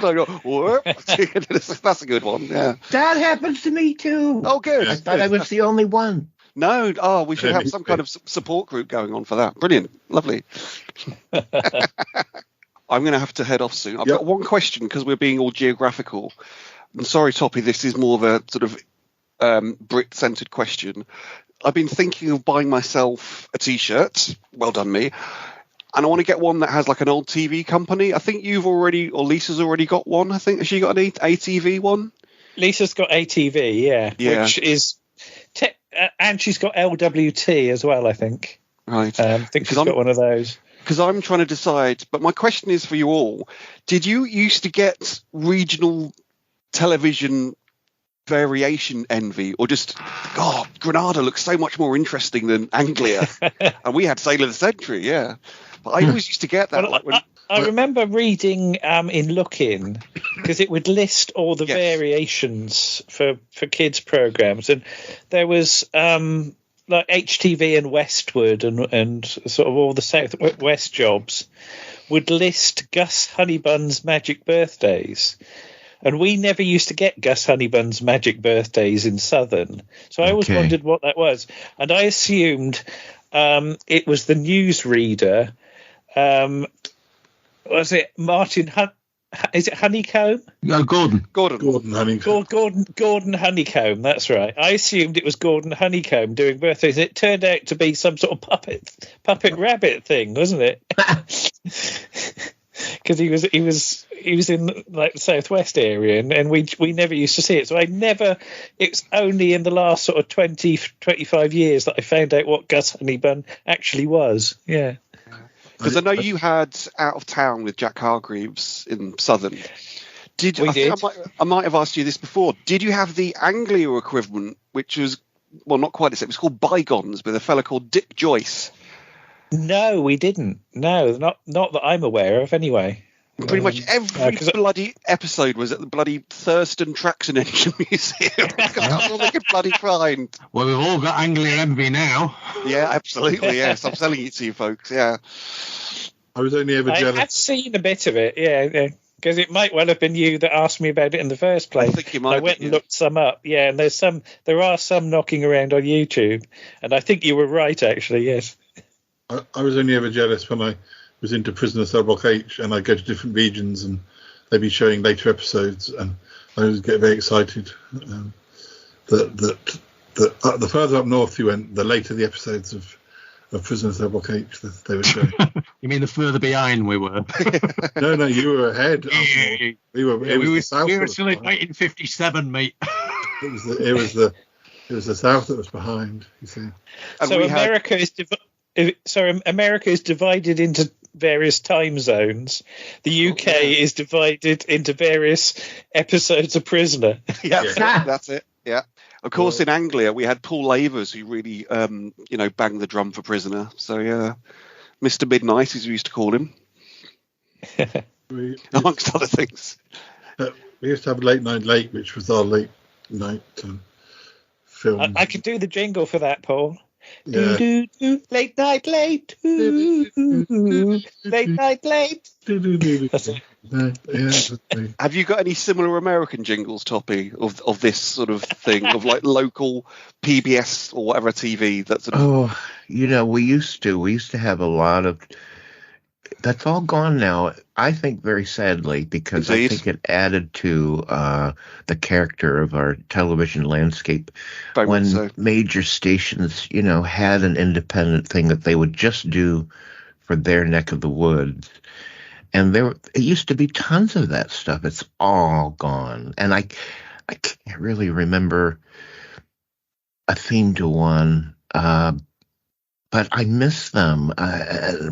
You have to go back a long way to for when there was room for that on American television. I think it's a shame. Well, the other T-shirt I'm thinking of, and I think Martin will get this reference, or he should do, is a Piccadilly Radio 261. 261. Now, I saw a sticker for that. Oh, wow. I was watching a Play for Today earlier in the week. And there was somebody was getting a lift, in an old Cortina, and it had back window, and I'm thinking this is weird because it was what's his name, Bernard Hill and Alison Steadman Play for Today in one of the box sets, and he got a lift off his colleague, and right in the back passenger seat window was a 261 sticker. Now, my sister was a big fan of 261, so yeah. I think there's a book out, isn't there? There's a book out. There? Yeah. Because when we uses the logo as the cover. Sorry, yes. When we used to visit relatives in Manchester, so my grandma still lived in Fallowfields, and we had auntie and uncle in Stretford. We used to stay at Owens Park in the halls of residence. My dad being one to save the pennies, and I just always remember lots of the windows just had the 261 stickers in them, and so like after much pestering, me and my brother were allowed to go to Piccadilly and like get some freebies from the radio station. But, yeah, Sweeney. Yeah, that's it. Yeah. I remember the Phil Wood show. Yeah.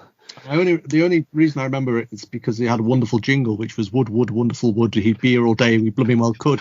As it happened here, 10 until 12 plus 45. No, till 10 until noon plus 45 minutes. You flipping buffoon. Oh, sorry, till 12:45's what we meant for the more discerning listener and the executive gent.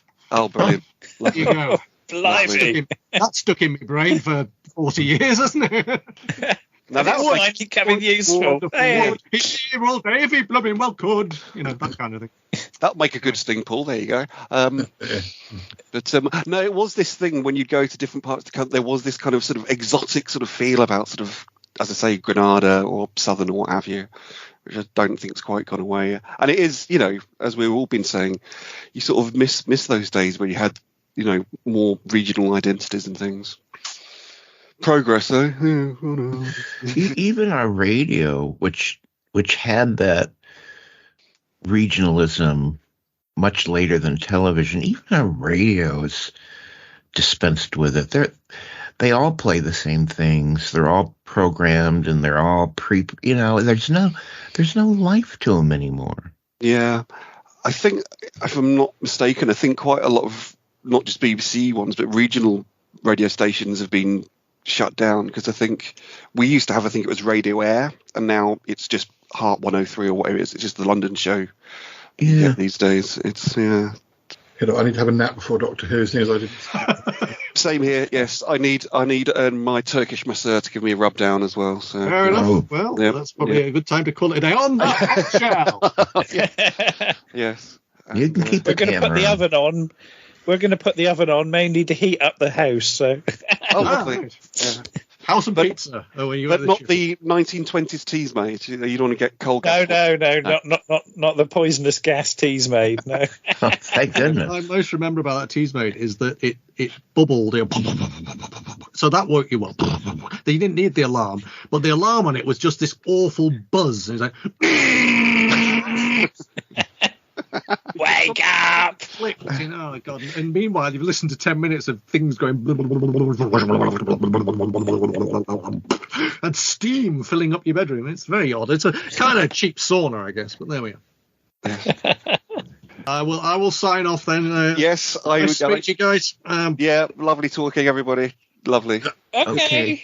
You take care. Bye. Bye. Bye.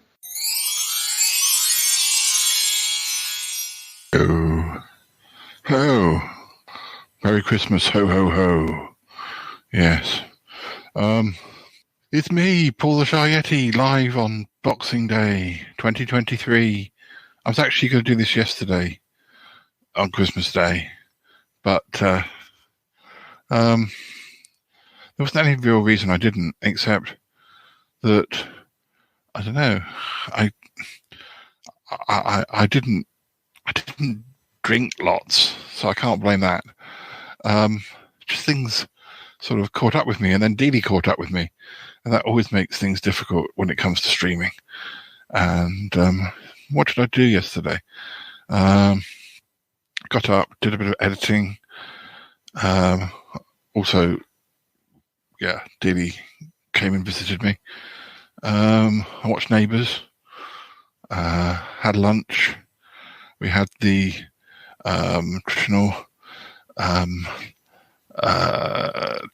luncheon of chicken curry and sides and things, and then we had what's it called, cheesecake and dime bar cake later on. I watched Doctor Who, watched Ghosts, I watched Ghost Story for Christmas, which I'd missed on Christmas Eve. I played Fortnite with Darth Grizzly, and I talked to Callum on Zoom and replied to loads of texts and things and chatted with people. And the day went very quickly, really. Yeti, Uncle John and Cromitty were out somewhere. So, we might be hearing from them and how their Christmas was in a moment. But you must promise to close your eyes and just listen when they come on. Yeah, just because. Yeah, it wasn't a particularly sort of busy. You know me.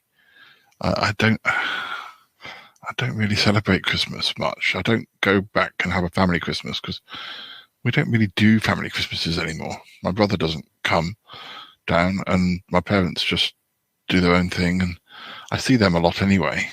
So I need to be here for Mr. Dealey because he'd be very cross if I wasn't here. So yes, today is Boxing Day. I do have a box here. If I can get it. It's here. It's coming. It's here. I have opened it, but I'm going to wait until the end of this to open it. It's just a little something. So Cromitty and Yeti Uncle John are going to come aboard in a moment and say their piece. And whilst I'm here, I just want to say thank you to everyone who's listened to the show this year. But I'd like to say thank all the listeners and all of the guests on the show this year, and particularly all the new guests who have done quite a lot on the show, such as Gianluca and Darth Grizzly and Levi, particularly those three guys who didn't know what they were going to be in for when they first met me. So, now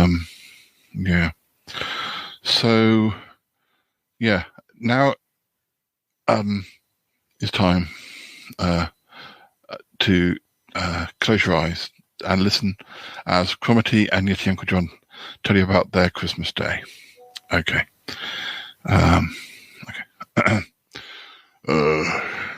Cromitty, how was your Christmas? Oh, it was fine. Yes, fine.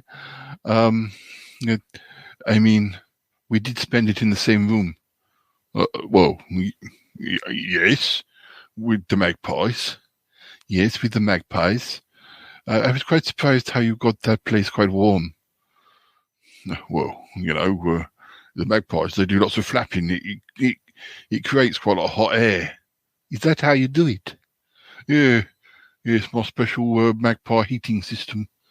They eat a lot beforehand and then they flap around up in the rooftop and, creates all that hot air. There was me thinking it was you talking that created all that hot air. What? No, you're being shady. Yes, I was. Oh, dear. Anyway, it was a shame we couldn't spend the time with Paul. Yes, well, he wanted to spend the time by himself with deals. So I thought, best to have you over at mine. Yes, and it was much appreciated. I didn't quite understand, you did a proper Christmas lunch, didn't you? Oh, yes. Well, I mean, it wasn't real turkey because I just kind of thought that would be disrespectful to the magpies, but it was fake turkey. Yes, made out of a very big head of broccoli. Yes, it was very big, wasn't it? I've never seen broccoli quite that tall, but yes. Yeah. Anyway, did you like my Christmas dinner? I did, but you left quite a lot of it. I did. I'm a bit fussy. I don't like certain things. Carrots. Yes, what's wrong with carrots? I don't know. I don't like the way they look at me. Strange. Particularly when you pick them out of the ground. They make a little screaming noise. I don't like it. You don't like when the carrots scream. Well, that's strange. Oh, well, I don't know if you've noticed it. I've never been much of a gardener, no.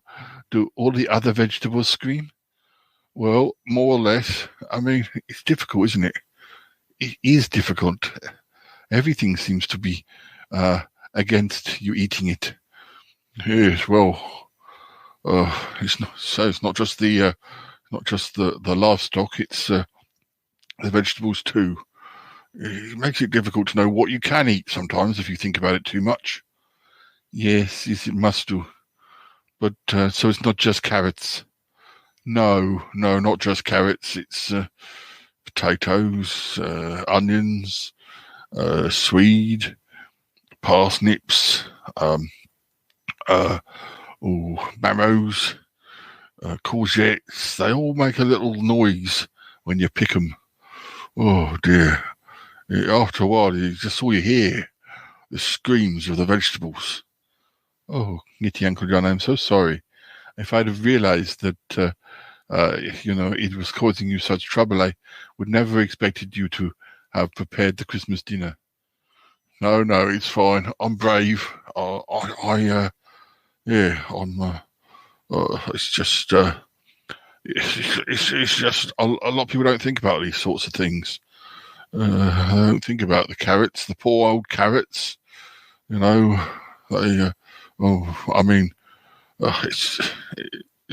must be quite emotional. It must do, Yeti Uncle John, yes. What about the potatoes and their eyes?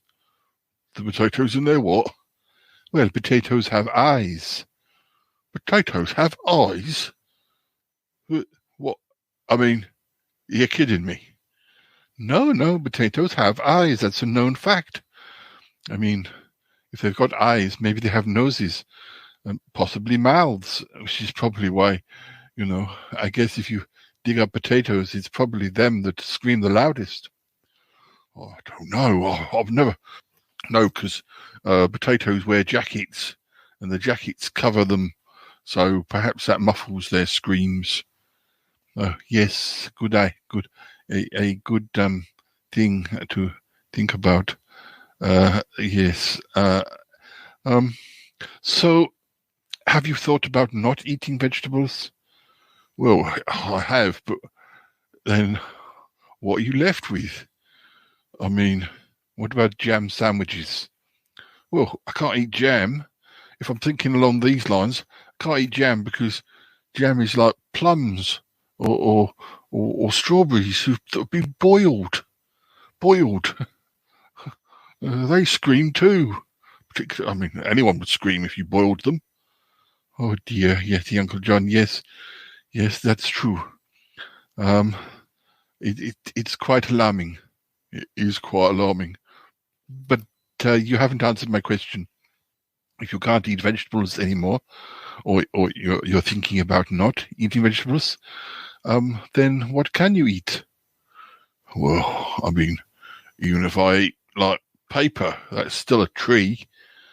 Yes, and paper isn't very tasty. Not even that fake paper you have on cakes. Fake paper you have on cakes. Don't think I've had that. Well, no. Rice paper. Oh, rice paper. Is that made of rice? I guess it might be. Oh, ice creams too. Ice creams. Oh, ice creams. Oh, yes. Yeti Uncle John, can we have some ice cream? Oh, I don't know. It's made of vanilla pods. I guess they scream as well. I expect they do. Oh dear, it's very difficult. And you're right, I haven't really thought about it. If I stop eating vegetables, what can I eat? Maybe food from another planet. Ick, when he comes back, it can tell us alternate food. And we just hope that doesn't scream. Yes, we just hope it doesn't scream. Anyway, happy Christmas. Happy Christmas, Yeti Uncle John. I think I'm going to stick to my traditional Christmas dinner from now, and I'm not going to think too much about the vegetables screaming, because that way madness lies. I think you're right. I mean, I can't really do without a jam sandwich, and I love marmalade. Because my hero, Paddington Bear, eats marmalade. Yes, of course. Yes, and I'll just have to forget about the oranges that screamed in the making of that marmalade. Yes, it's probably best. You can't dwell on these things. Some things, well, you have to eat. It really is essential. Good point. Anyway, it was a lovely day. Yes, I didn't have nightmares afterwards. I'm glad you didn't have nightmares. Well, I mean, did you like the Brussels sprouts? I love the Brussels sprouts. Yeah, it's strange.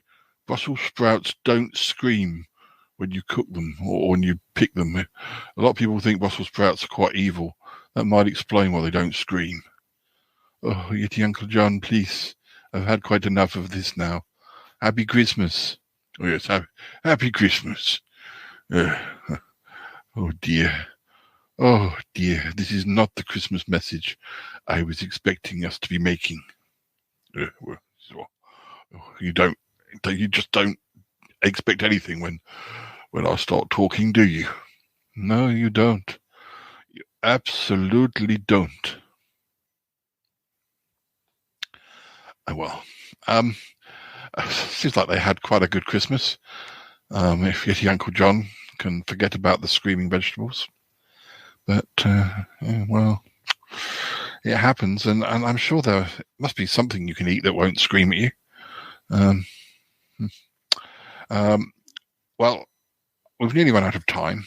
I've got to do some more editing, and Darth Grizzly will also be wanting to play Fortnite with me, and I see he's in the chat room. Hello, Darth Grizzly. How are you? Thank you for being here.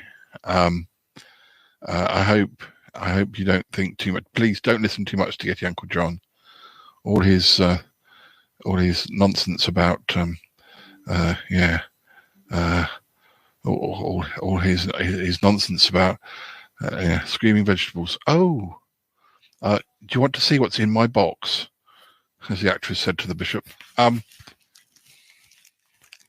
There are two things in my box, and I think Darth Grizzly will be particularly keen on seeing these.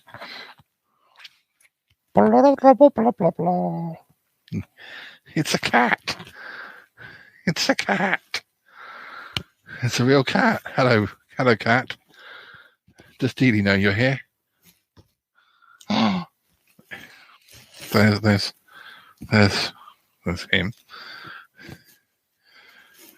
And then there's another one.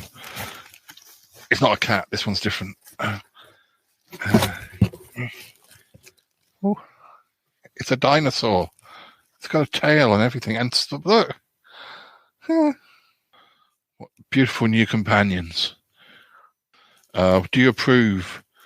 Darth Grizzly, do you approve of these new people?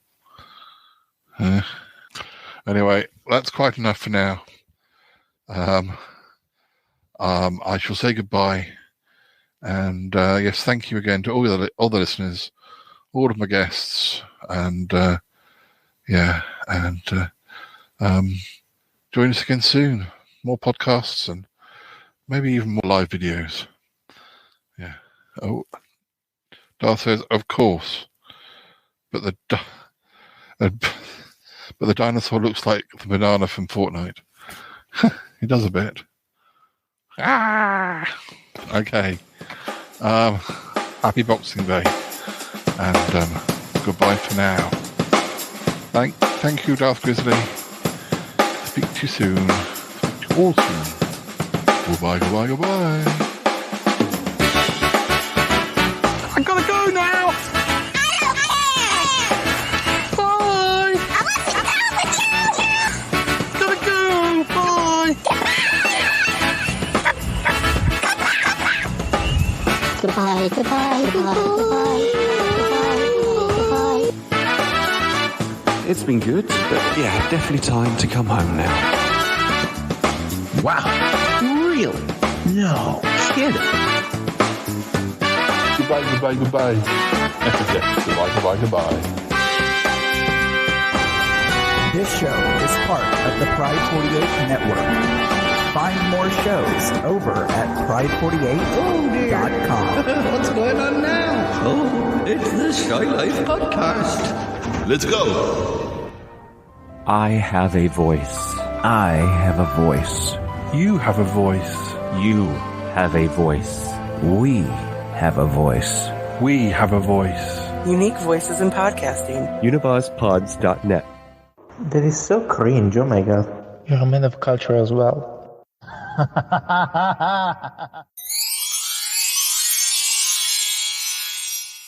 Oi, oi, oi. Cromitty, look over here. What is it, Yeti, Uncle John? Look, Paul's opened his present.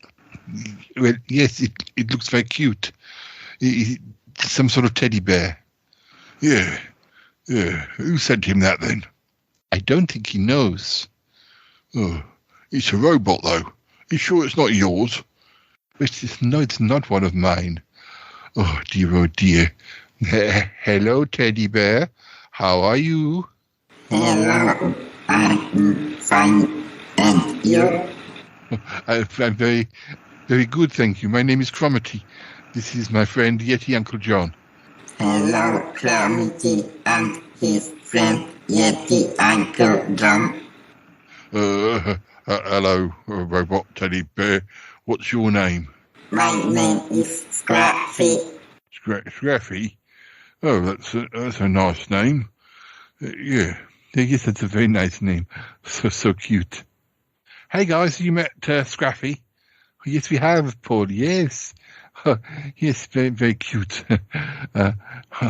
Yes. Who sent it you? I don't know that yet. I don't know. Oh, well, never mind. I'm sure you'll find out eventually. Look. Have you spoken to him? Yeah, we did say hello. Yeah. He says nice things to me. Hey, Scruffy, it's me. How are you? I'm very happy because of you are here, Shy Yeti. See?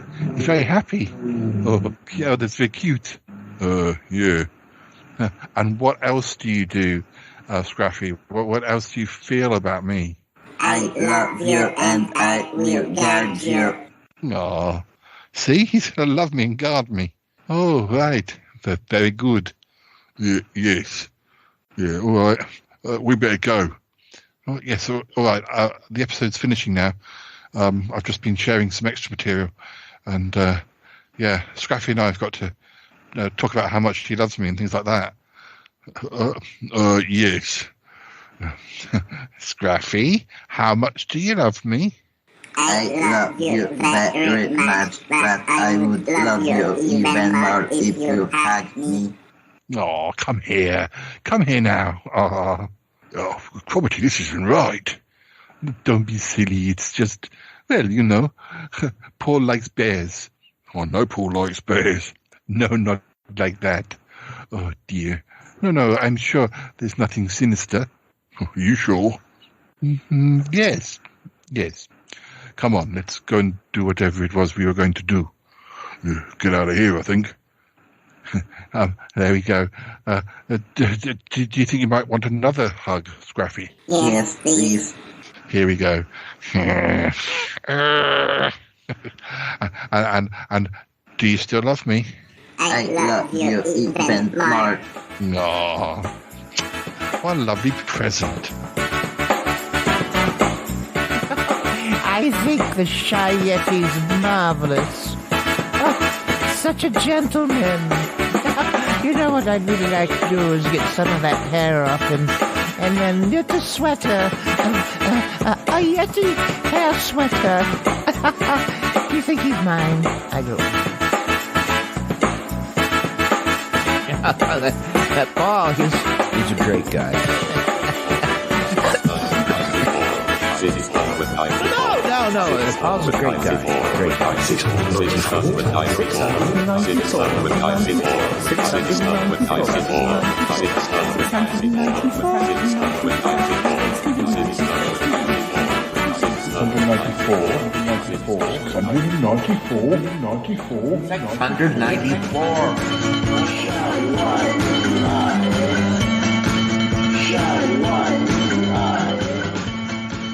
Why have I got horns? Oh no. Oh well. Et voilà.